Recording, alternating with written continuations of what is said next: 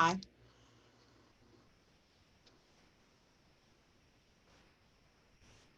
All right. So let me get myself situated because for some reason my background's not in place. There we go. Okay. My name is Carol Fay. I am going to mute this behind me so you don't have to hear it. There you go. Okay.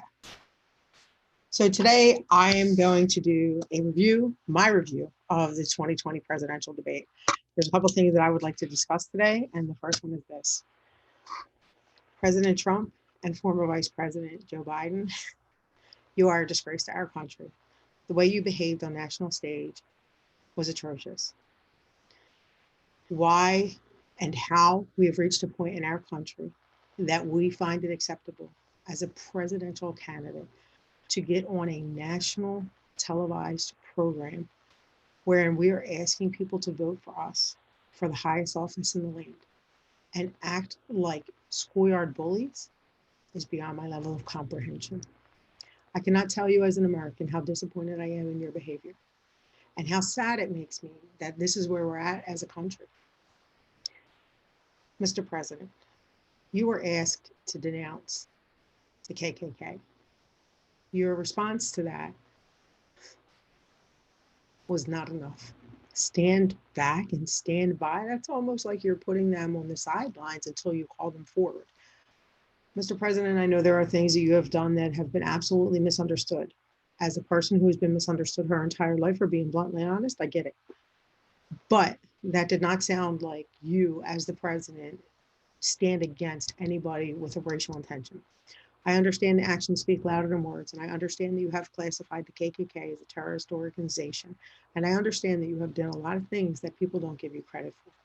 But when you're asked on a national platform to denounce the KKK and anybody being racist, you need to step up and do it. This is part of being president.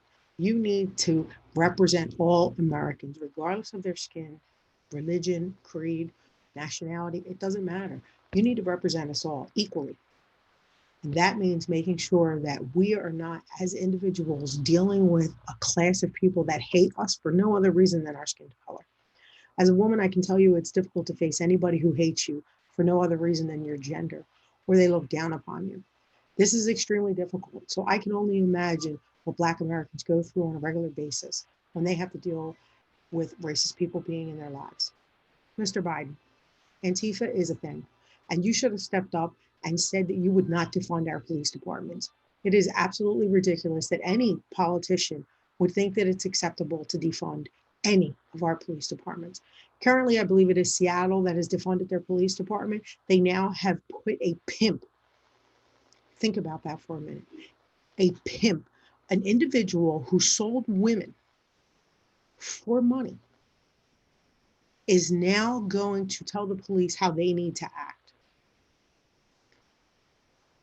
I don't think that's going to turn out well for law-abiding citizens. And I think the fact that our politicians aren't standing up and being more vocal about the fact that it is absolutely asinine to think we can run a country without a police department is just contributing to the problem.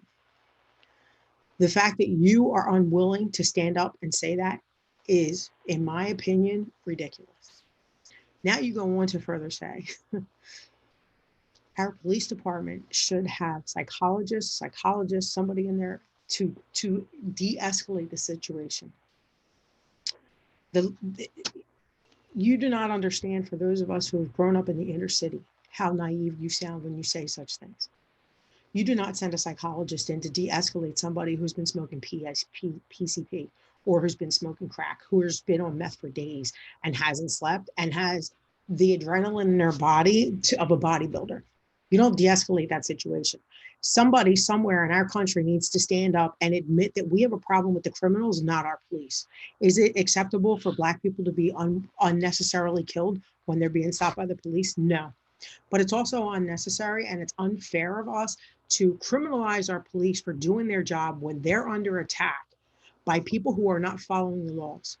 And everything that happened after George Floyd really is unacceptable on so many levels. We have cities being torn apart by violence and protests. This is not people protesting because they want change. This is people just destroying because they're animals. And the fact that you won't step up and say something about that just really bothers me to the core of my being. I applaud President Trump for sending in the reserves in several areas, well, sending in the word to send in the reserves in several areas and taking them back. You know, I grew up in the inner city, and let me tell you something, as a white woman who grew up in a black neighborhood who had police ask her what she was doing there when she was standing in front of her own house, I can promise you this. I saw a lot of things that most people probably didn't see. And what I know for a fact is that criminals have no respect for you, and they have no respect for the police, and they have no respect for your laws, or they wouldn't be criminals. They don't care that you want to change things or fix things or de-escalate things. A criminal is a criminal is a criminal. Does that mean they should be killed on the street and not tried before a jury of their peers? Absolutely not. But it also means that we can't handcuff our police to defend themselves when they're in a situation of dealing with somebody who's not in their right mind. At the end of the day, it was determined that George Floyd's death was caused from a drug overdose because he had taken so much drugs that day that he OD'd. Think about that for a minute. There are cities being torn apart or who have been torn apart over this man's death because we killed a black man. One more time, the police did something wrong, when in fact, he killed himself. He didn't even have enough respect for his body to not do drugs. And we've allowed this to go on for far too long.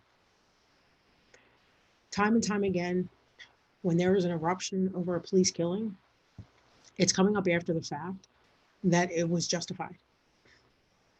Do I like it? No. Do I wish it wasn't that way? 100%. But the fact that it is that way is the problem. Excuse me.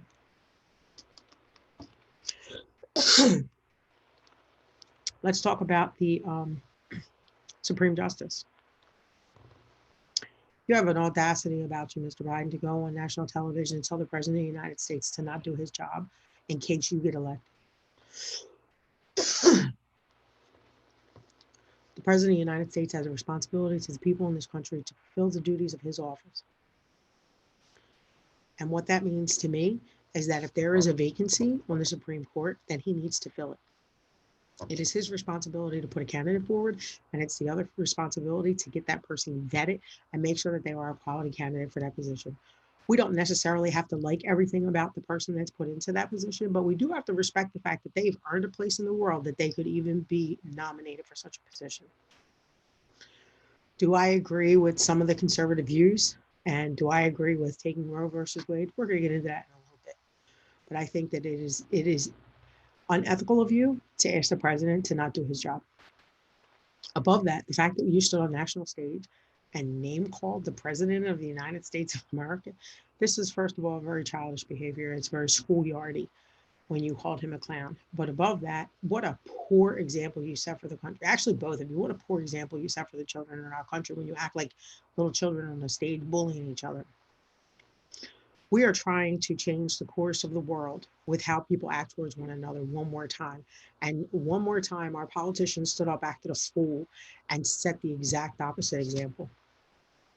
I can't even express to you how disappointing that was to me. Now let's discuss Roe versus Wade. I'm so tired of hearing about Roe versus Wade. I am so tired of hearing about it. Why is anything that any human being does being discussed in a court of law? Who are you as a government to tell anybody what they can or cannot do? It is completely unacceptable that we are in 2020 and you still feel you have a right to tell anybody in the world what they can do with their body, much less a woman. These laws were put into place initially by a bunch of men who were going to tell their girls how they had to live. And they deserve to be barefoot and pregnant and in the kitchen.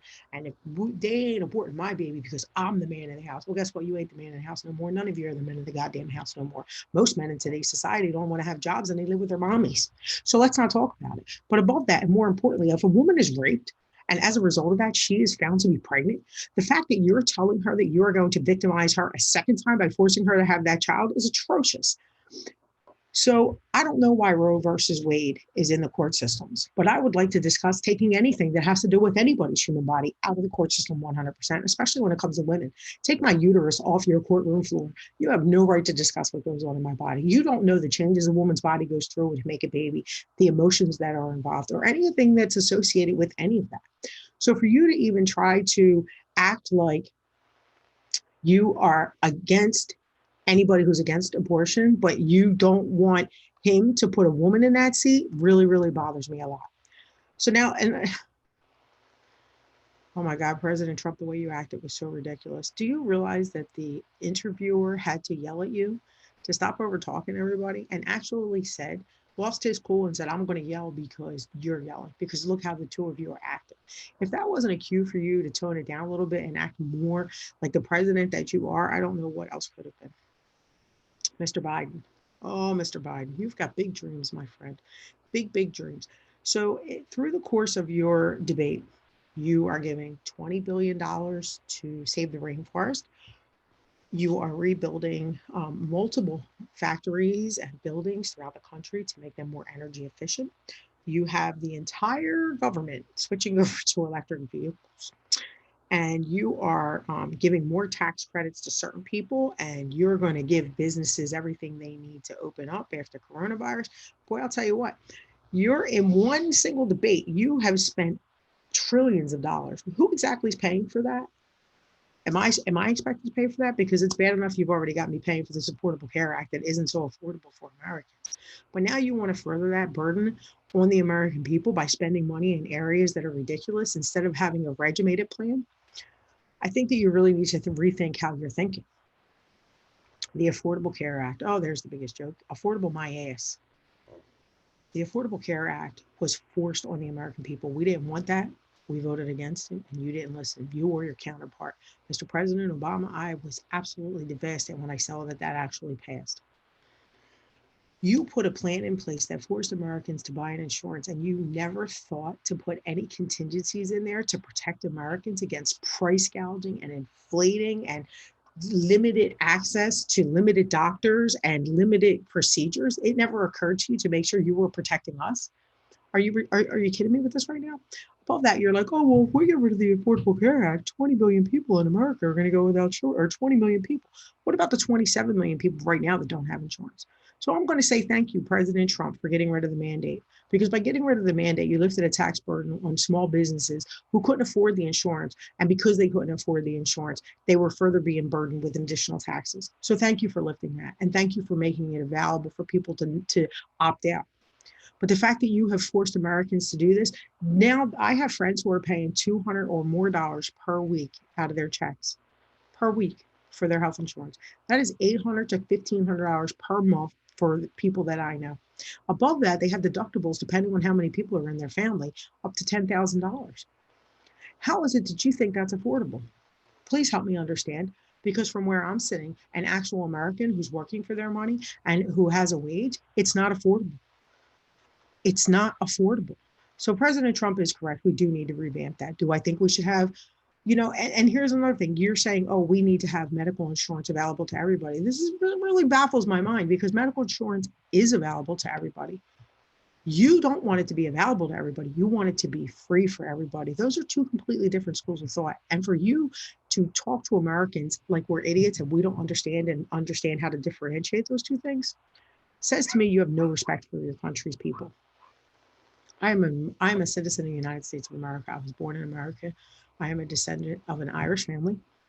My family, as Irish people, were treated very poorly when we came into this country.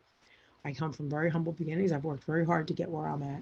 And all of that is to say, there are things in America that you can do that you could never do in any other country. And it might take generations to get to a point where you can afford a house and a car and a comfortable life, but it's worth the hard trek to get there. There are countries where that's not even an opportunity. And as a woman, from my point of view, to be said out loud, I could be killed, stoned, thrown. It doesn't even matter. They'll set me on fire. So I love the fact that I live in America. Is it the absolute perfect country? No. But for me, it is the best country. And the fact that the both of you idiots got on national television and acted the way that you did says to me that you not only don't respect the presidency or the seat of the presidency, you don't respect me as an American or any American person in this country. I don't know how you have people following you who agree with you actually calling the president of the United States a name. But I will say this, when you call him a name and you disrespect him, to me, you're disrespecting the presidency. Aren't you asking for me to vote for you for the very seat and the very position that you're disrespecting? How am I to believe that you actually respect anything about it? Through your vice presidency, you showed me that you really don't. At least Donald Trump in his roundabout crazy, oh my God, make my blood boil some days ways, exhibits the fact that he does care about Americans and he's trying his best to bring jobs back to our country by alleviating. You guys gave tax credits for taking jobs overseas. Like, I don't understand that. He brought those jobs back home. Every single one of my friends have a job as a result of it. And I'm very happy about that. So, do I think the debate went well? No. Do I think that some major issues that needed to be discussed got overlooked? Got overlooked? Absolutely. Do I think that that was a direct result of your behavior and your name calling and bickering of one another? I absolutely do. I am not looking forward to this presidential campaign on either side. I'm really not. I think that, whoever wins this, and to be honest with you, I'm not picking sides. I think whoever wins this is going to have a hard job.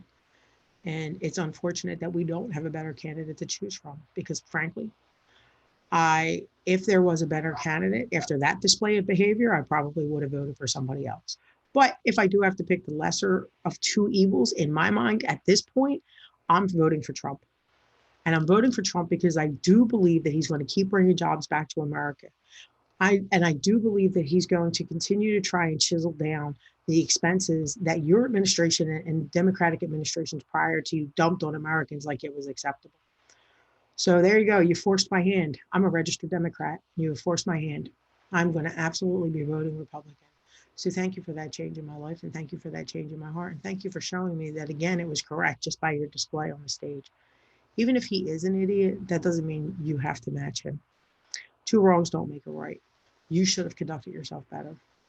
President Trump, I'm appalled at the way you behaved yourself. And there's a few other things that you did that day were just disgusting to me. I really wish that you would stand up against racism. That's really, to me, your biggest fail in that entire debate is that you didn't stand up against racism. You didn't stand up and say that every American deserves to be treated respectfully by one another.